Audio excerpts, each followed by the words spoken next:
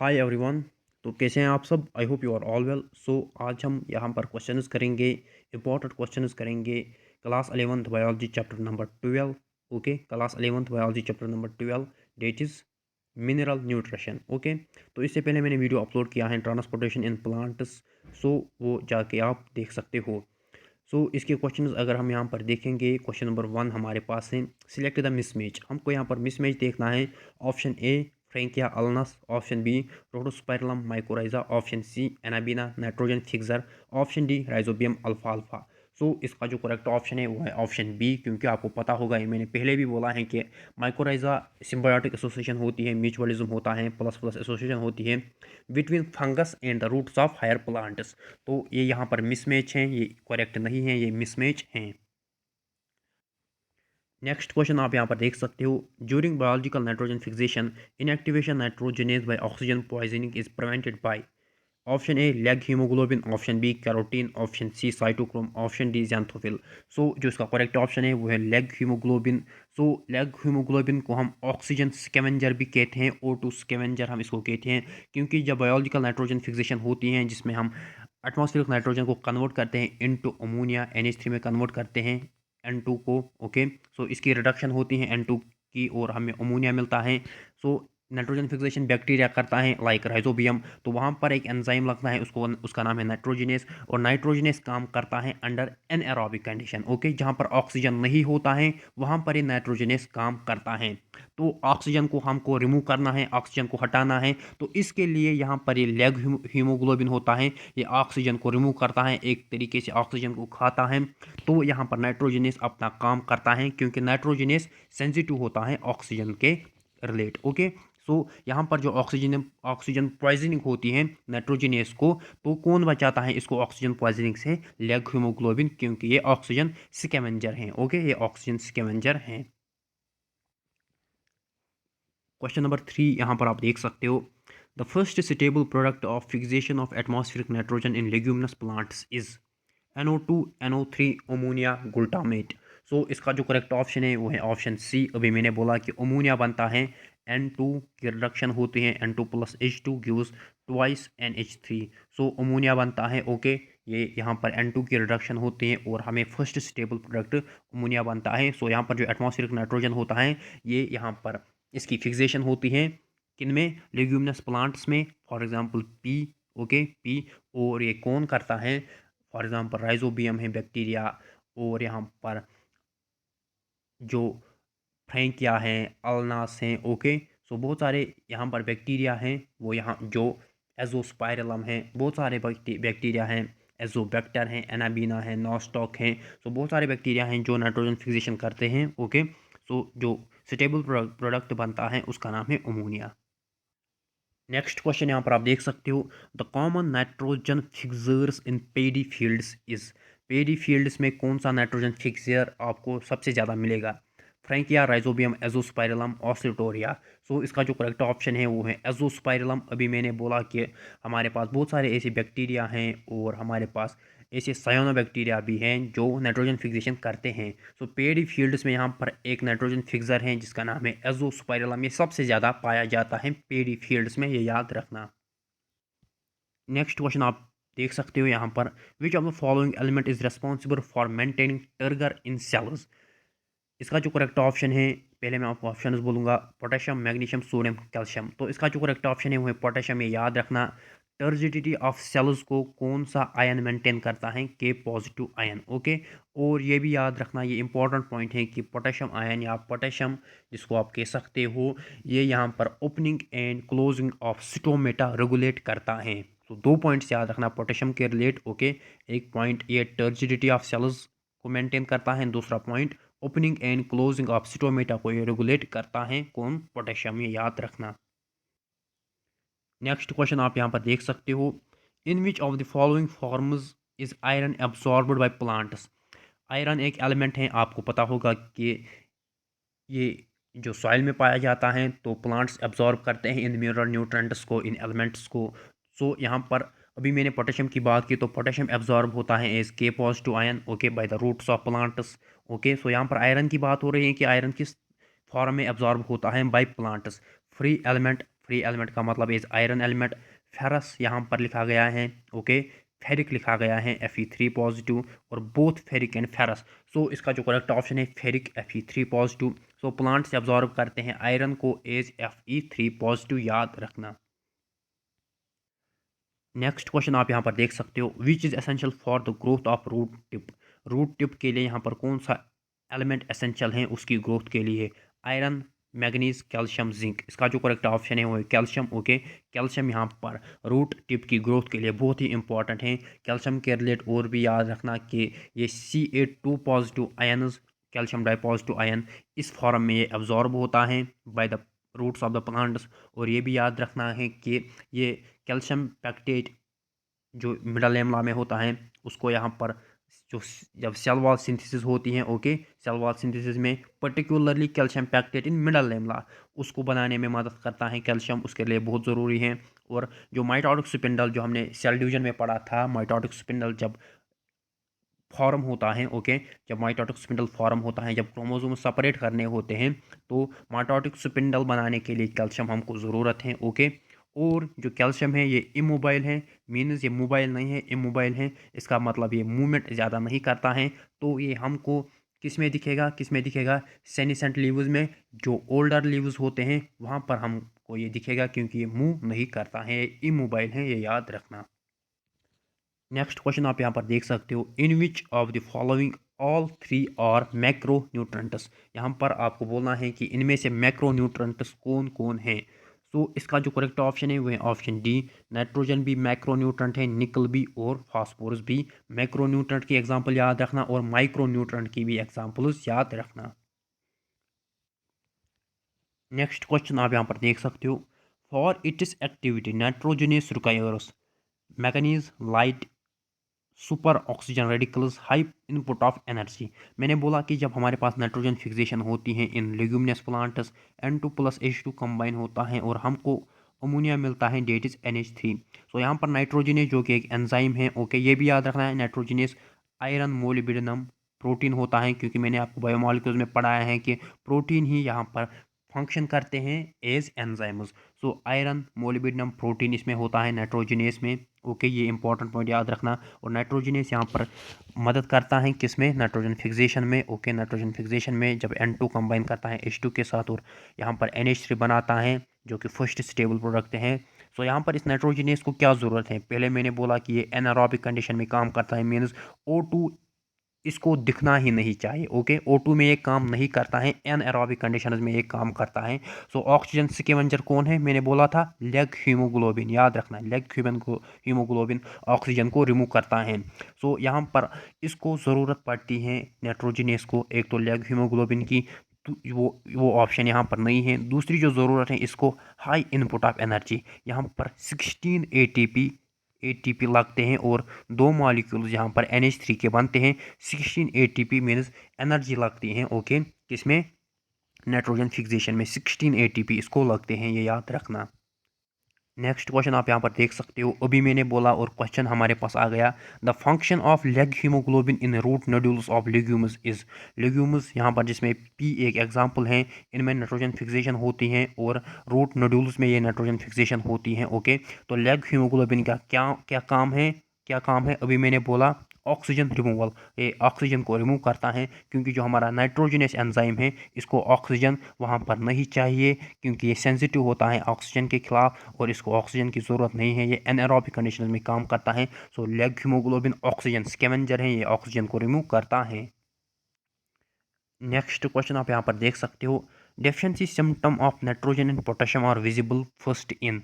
Nitrogen और potassium की अगर हम बात करें, ओके, सो इनके जो डेफिशिएंसी सिम्टम्स हैं, डेफिशिएंसी सिम्टम्स हम कहते हैं उनको, अगर इंसानों की भी बात करें या प्लांट्स की बात करें, जब कोई एलिमेंट उसको नहीं मिलेगा जिसकी क्वांटिटी उसको यहाँ पर ज़रूरत है, अगर सपोज़ किसी को कोई क्वांटिटी नाइट्रोजन की ज़रूरत है या पोटेशियम की, सपोज़ 5 ml या कुछ भी, तो जब उसको वो क्वांटिटी नहीं मिलेगी तो उसमें डेफिशिएंसी सिम्टम्स आएंगे उस एलिमेंट के रिलेट।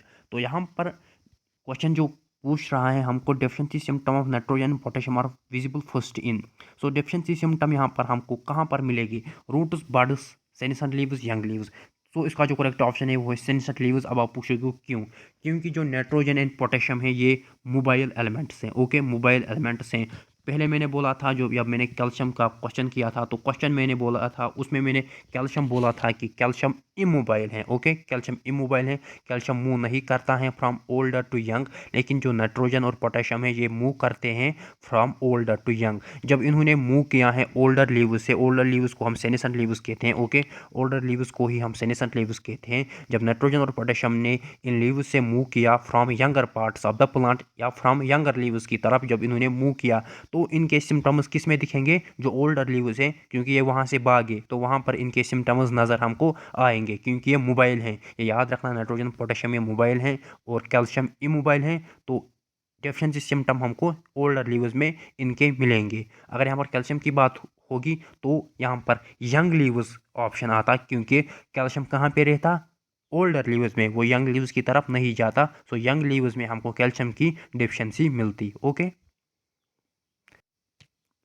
नेक्स्ट क्वेश्चन यहाँ पर है, which one of the following is not an essential mineral element for plants while the remaining three are. यहाँ पर आपको बोलना है कि जो यहाँ पर चार ऑप्शन हैं इनमें तीन एलिमेंट्स एसेंशियल हैं एक प्लांट के लिए और एक नहीं है। सो आयरन भी एसेंशियल है, मैग्नीज भी एसेंशियल है, फॉस्फोरस भी एसेंशियल है, कैडमियम एसेंशियल नहीं है, याद रखना। नेक्स्ट क्वेश्चन आप यहाँ पर देख सकते हो, question number 16, an element playing important role in nitrogen fixation is. मैंने आपको पढ़ाया है, इससे पहले पढ़ाया है, आपको ये क्वेश्चन आना चाहिए। यहाँ पर नाइट्रोजन फिक्सेशन की बात हो रही है कि हमको कौन सा एलिमेंट वहाँ पर इंपॉर्टेंट रोल प्ले करता है। Molybdenum, manganese, zinc, magnesium.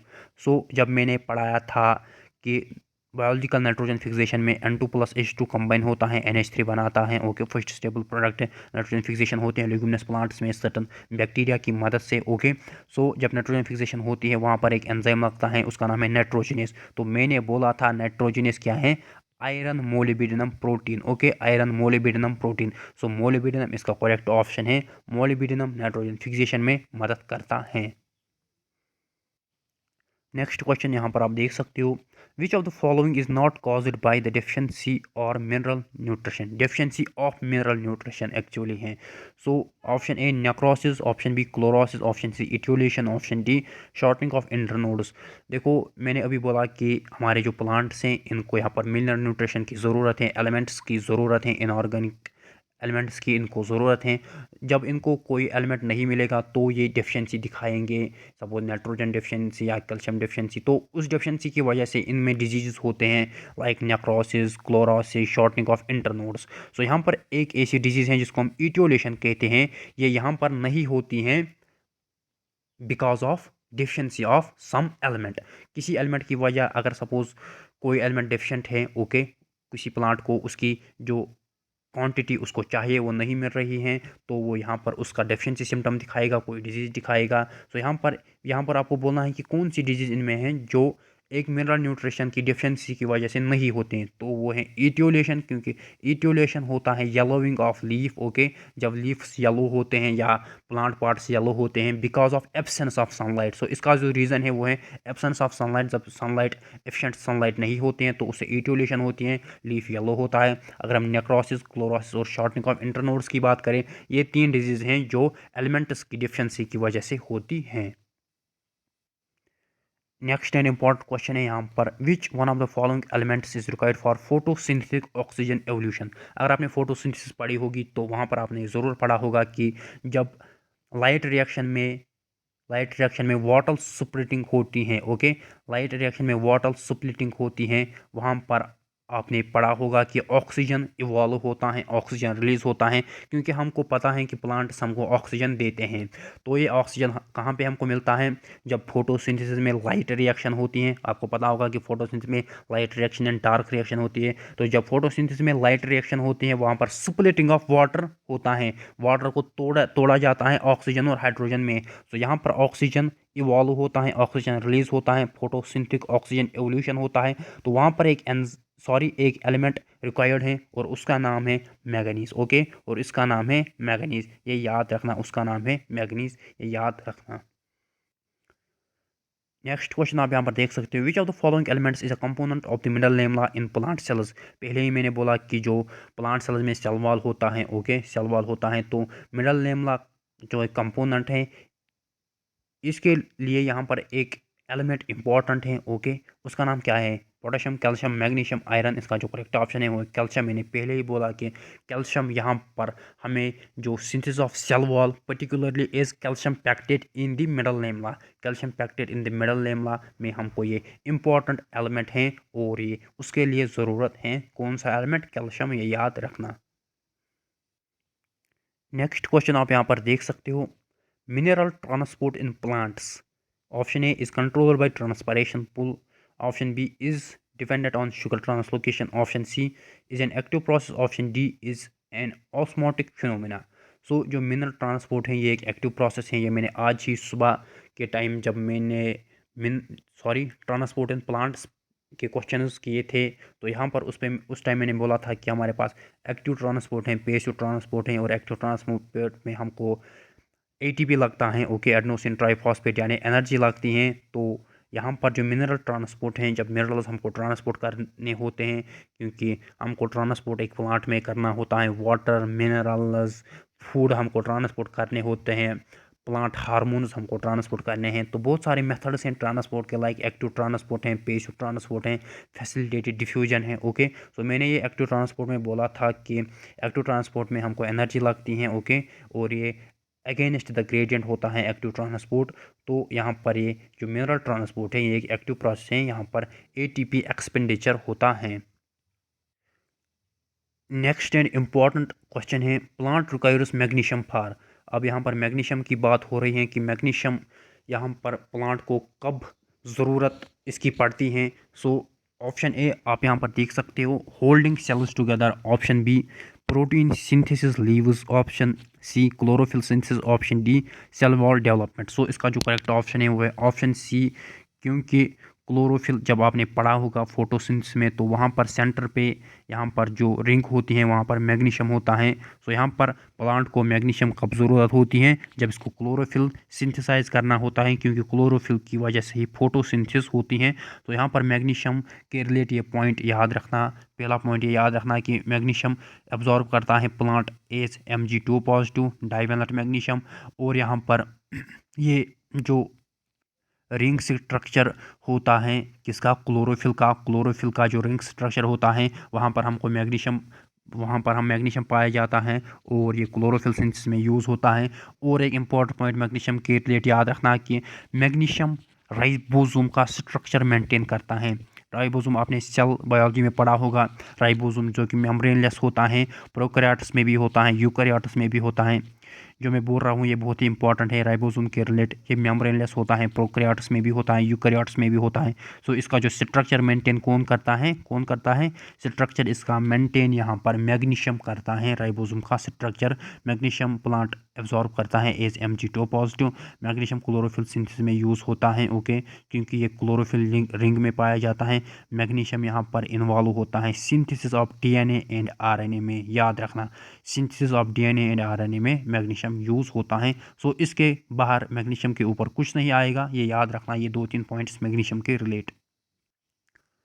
Next question आप यहाँ पर देख सकते हो, in root nodules of legumes leg haemoglobin is important because, अभी तक मैंने 5-6 बार बोला कि leg haemoglobin acts as oxygen scavenger, okay.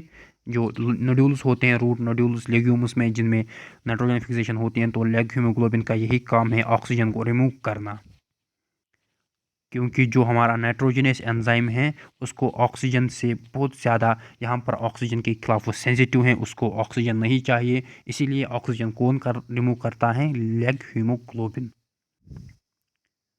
सो यहाँ पर अब मैं आपके सामने कुछ इम्पोर्टेंट पॉइंट्स बोलूँगा, और ये बहुत ही इम्पोर्टेंट है, बहुत बहुत बहुत ज़्यादा इम्पोर्टेंट है, ये आपको याद रखने हैं। मैंने जब यहाँ पर फोटोसिंथेसिस की बात की, मैंने वहाँ पर बोला था कि लाइट रिएक्शन में वाटर स्प्लिटिंग होती है, ओके। H2 यहाँ पर टूटता है ऑक्सीजन में और हाइड्रोजन में, ओके। यहाँ पर ऑक्सीजन एवोल्यूशन होता है, और यहाँ पर दो एलिमेंट्स बहुत ज़्यादा यूज़ होते हैं, अगर ये प्लांट में नहीं होंगे तो ऑक्सीजन एवोल्यूशन नहीं होगा। एक तो मैंने पहले ही बोला कि जब क्वेश्चन आया था कि मैंगनीज़, ओके, मैग्नीज उसके लिए बहुत ज़्यादा इंपॉर्टेंट है। और दूसरा है क्लोरीन, ये याद रखना, क्लोरीन और मैग्नीज याद रखना स्प्लिटिंग ऑफ वाटर या ऑक्सीजन एवोल्यूशन के लिए बहुत ज़्यादा इंपॉर्टेंट है। मैग्नीज एंड क्लोरीन ये याद रखना बहुत इंपॉर्टेंट है। हो गया ये। उसके बाद अगर हम यहाँ पर बात करेंगे क्लोरीन, क्लोरीन की मैंने बात की, क्लोरीन का मैंने बोला कि वाटर स्प्लिटिंग में यूज़ होता है। और क्लोरीन का ये भी याद रखना कि ये यहाँ पर जो सोल्यूट कंसंट्रेशन होती हैं या आयनिक एंड कैटायनिक बैलेंस सेल्स में मेंटेन करता है। आपने पढ़ा होगा कि सोडियम पॉजिटिव, आपने बहुत बार देखा होगा सोडियम पॉजिटिव, के पॉजिटिव, ये आपने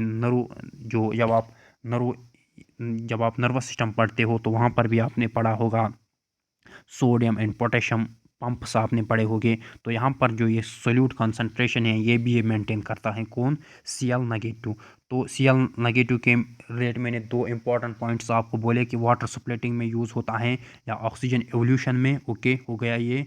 दूसरा पॉइंट मैंने बोला कि, और ये याद रखना कि क्लोरीन एज एब्जॉर्ब होता है Cl negative ions, that is chloride ions. दूसरा पॉइंट मैंने बोला कि ये यूज़ होता है ओके सोल्यूट कंसंट्रेशन और आयनिक कैटायनिक बैलेंस में। ओके, नेक्स्ट अगर मैं बात करूँ मोलिब्डेनम की, तो मोलिब्डेनम मैंने बोला कि जो हमारा नाइट्रोजनस एंजाइम है वो आयरन मोलिब्डेनम प्रोटीन होता है। तो ये हो गया एक इंपॉर्टेंट पॉइंट, मोलिब्डेनम के रिलेट नाइट्रोजनस में पाया जाएगा, नाइट्रोजन फिक्सेशन में मदद करेगा। ओके, और यहाँ पर इसके रिलेट और एक इंपॉर्टेंट पॉइंट याद रखना कि ये एब्जॉर्ब होता है as molybdate ions, that is MOO2 positive. Okay, MOO2 positive, MO है मोलिब्डेनम, O2 है यहाँ पर O2 positive, oxygen di positive. So यहाँ पर ये है मोलिब्डेनम आयन्स में ये एब्जॉर्ब होता है। ओके, सो ये दो पॉइंट्स याद रखना मोलिब्डेनम के रिलेट। एक तो ये इंपॉर्टेंट कंपाउंड है एंजाइम्स का, इंपॉर्टेंट कंपोनेंट है एंजाइम्स का। एक एंजाइम है नाइट्रोजनस और दूसरा एंजाइम है नाइट्रेट रिडक्टेस। याद रखना मोलिब्डेनम है। ओके, ये इंपॉर्टेंट कंपोनेंट है एंजाइम्स का, एक तो नाइट्रोजनस का, एक तो नाइट्रेट रिडक्टेस का, नाइट्रोजनस एंड नाइट्रेट रिडक्टेस। और ये एब्जॉर्ब होता है एज MOO2 पॉजिटिव, ये याद रखना। सो मोलिब्डेनम भी ख़त्म, क्लोरीन भी ख़त्म। अब बोरान की बारी है। बोरान की अगर हम बात करें तो बोरान यहाँ पर यूज़ होता है एज एज पोलन जर्मिनेशन में ये यूज़ होता है। बहुत ही इंपॉर्टेंट पॉइंट है पोलन जर्मिनेशन में। ओके, और कार्बोहाइड्रेट ट्रांसलोकेशन में, ये दो पॉइंट्स याद रखना। सो ये दो पॉइंट्स याद रखना। बोरान की बात हो रही है।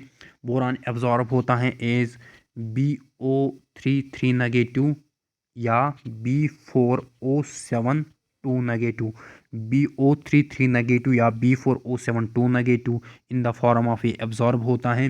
दूसरा point pollen germination. Okay, pollen germination में इंपॉर्टेंट रोल अदा करता है और कार्बोहाइड्रेट ट्रांसलोकेशन में। और एक पॉइंट याद रखना कि जो कैल्शियम है, कैल्शियम 2 पॉजिटिव आयन जब प्लांट एब्जॉर्ब करता है तो वो किसकी मदद से यहाँ पर एब्जॉर्ब करता है, बोरान की मदद से। ये भी याद रखना। तो बोरान इसी के साथ कंप्लीट।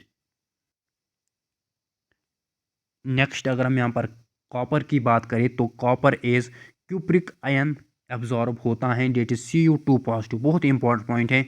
कॉपर हम एब्जॉर्ब करते हैं, कॉपर प्लांट से एब्जॉर्ब करते हैं as Cu2 positive ions. Okay, that is cupric ions, ये याद रखना। ओके, बस ये याद रखना कॉपर में।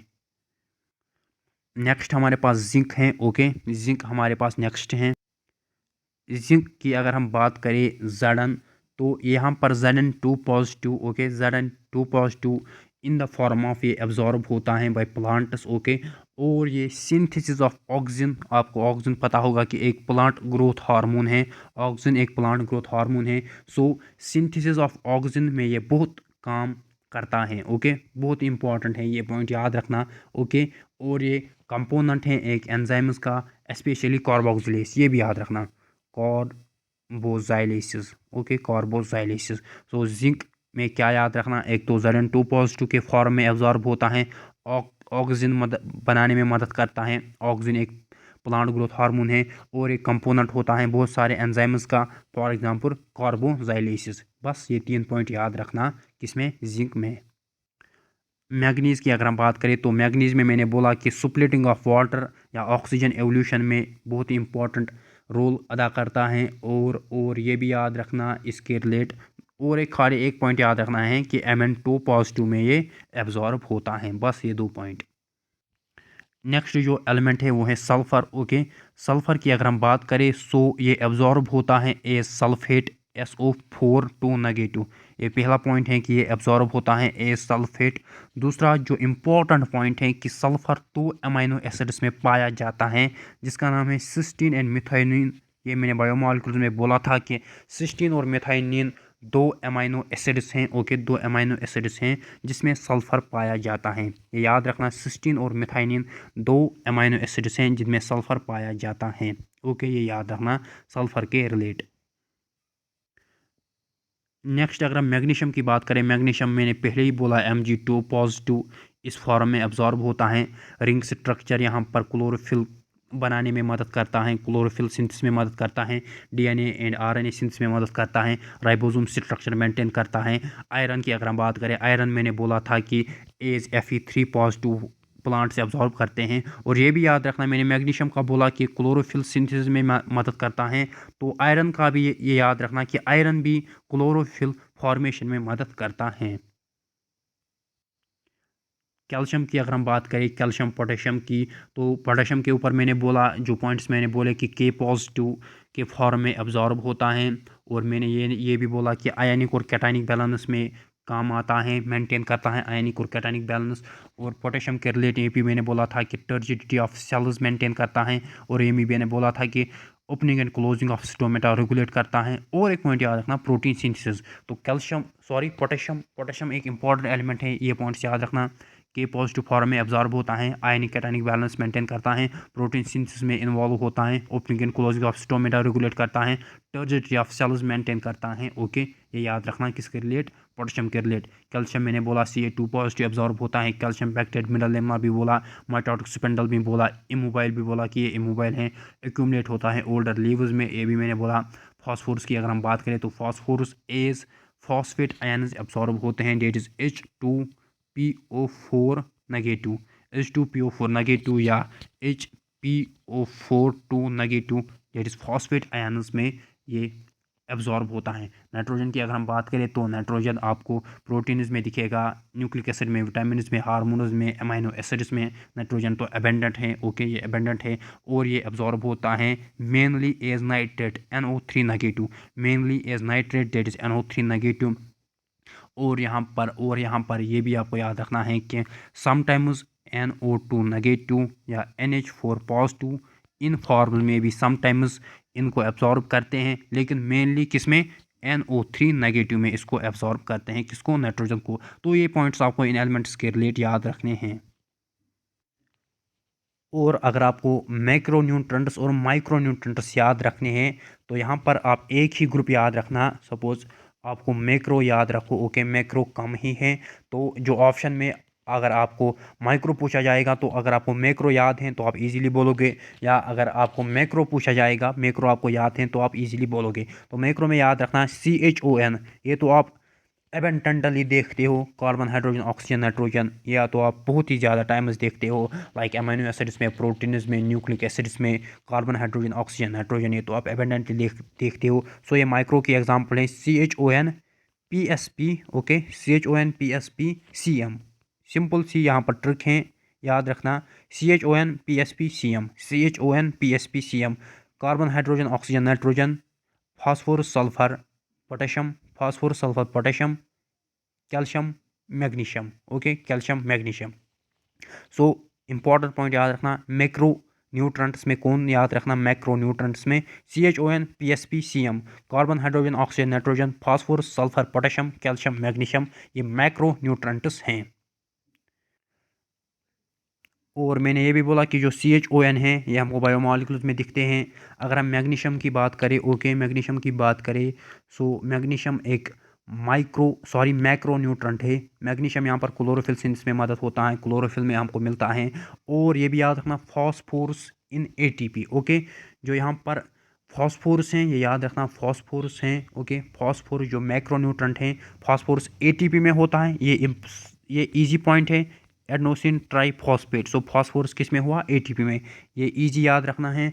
और ये भी याद रखना, ये भी याद रखना कि जो हमारा मैग्नीशियम है Mg, इसके रिलेटेड मैंने पॉइंट्स पहले ही बोले हैं कि, और एक अब इम्पॉर्टेंट पॉइंट याद रखना कि मैग्नीशियम जो है ये यहाँ पर एक्टिवेट करता है एक इम्पॉर्टेंट एंजाइम को जिसका नाम है ribulose bisphosphate carboxylase oxygenase, that is rubisco, RUBISCO, rubisco एक एंजाइम है। ओके, रुबिस्को एक एंजाइम है, ये याद रखना। रुबिलोस बिसफॉस्फेट कार्बोक्सिलेज ऑक्सीजनेस, ये एक एंजाइम है, तो मैग्नीशियम इसको एक्टिवेट करता है, ये याद रखना। यहाँ पर मैंने दो एंजाइम्स लिखे, एक मैंने पेप लिखा और मैंने रुबिस्को लिखा। पेप यहाँ पर फॉस्फोइनॉल पायरुवेट कार्बोक्सिलेज हैं, फॉस्फोइनॉल पायरुवेट कार्बोक्सिलेज हैं, और रुबिस्को हैं रुबिलोस बिसफॉस्फेट कार्बोक्सिलेज ऑक्सीजनेस। इनका जो एक्टिवेटर है वो है Mg2 पॉजिटिव, ये याद रखना। और अगर हम जिंक की बात करें, जिंक एक्टिवेटर है अल्कोहल डिहाइड्रोजनेस का, जो कि एक एंजाइम है। मोलिब्डेनम मैंने पहले ही बोला कि नाइट्रोजनेस में हमको दिखता है। ओके, और आपको पता होगा कि जो पोटेशियम है वो ऑस्मोटिक पोटेंशियल मेंटेन करता है, और opening and closing of stomata. और मैंने ये भी बोला था कि जो कैल्शियम है हमारे पास वो इमोबाइल है, तो इसके साथ और एक एलिमेंट याद रखना, सल्फर। ये दो एलिमेंट्स याद रखने, ये इमोबाइल हैं, और जो नाइट्रोजन, पोटेशियम और मैग्नीशियम है ये मोबाइल हैं। ये याद रखना, बहुत इंपॉर्टेंट है। कैल्शियम और सल्फर क्या है, इमोबाइल हैं, ये मूव नहीं करते हैं फ्रॉम ओल्डर टू यंग। लेकिन अगर हम पोटेशियम और नाइट्रोजन और मैग्नीशियम की बात करें, ये मोबाइल होते हैं, ये मूव करते हैं। कैल्शियम और सल्फर नहीं मूव करते हैं, बिकॉज ये यहाँ पर आपको पता होगा कि structure component of the cell form करते हैं कैल्शियम और सल्फर, इसी वजह से ये मोबाइल नहीं होते हैं। कौन, कैल्शियम और सल्फर, ये याद रखना। ये थे important questions and important concepts and important points from the chapter mineral nutrition. इसी के साथ आपका चैप्टर भी कंप्लीट हुआ। सभी इम्पॉर्टेंट पॉइंट्स मैंने बोले, सभी इम्पॉर्टेंट क्वेश्चंस मैंने आपके साथ डिस्कस किए, और आई होप कि आप ये सब याद रखोगे, क्योंकि इससे बाहर कुछ नहीं पूछा जाएगा। ये मैंने चैप्टर इसी के साथ कंप्लीट किया। और ये प्लांट फिजियोलॉजी का दूसरा चैप्टर था। पहला चैप्टर हमने पढ़ा कौन, ट्रांसपोर्टेशन इन प्लांट्स, वो वीडियो आप जाके देखना। और अब हमने पढ़ा कौन, मिनरल न्यूट्रिशन। अब प्लांट फिजियोलॉजी में और 3 चैप्टर्स हैं, एक तो हो गई रेस्पिरेशन, फोटोसिंथेसिस और प्लांट ग्रोथ हार्मोन्स। तो ये 3 चैप्टर्स हैं, ये भी हम करेंगे जल्दी। ओके, अब 3 चैप्टर्स हैं, photosynthesis, respiration, plant growth hormones, transportation और मिनरल न्यूट्रिशन हमने आज किया। तो और मैंने ये कंप्लीट भी किया। ट्रांसपोर्टेशन का भी वीडियो देखना, मिनरल न्यूट्रिशन का। इससे पहले हमने क्या कंप्लीट किया है, इससे पहले हमने सेल बायोलॉजी कंप्लीट किए हैं, बायोमॉलिक्यूल्स कंप्लीट किया है, cell division, cell cycle complete किया है, और पहले 4 चैप्टर्स जिसमें आपका living world, biological classification, animal kingdom and plant kingdom complete किए हैं 11th क्लास बायोलॉजी से। तो ये वीडियोस आप देख सकते हो प्ले लिस्ट में।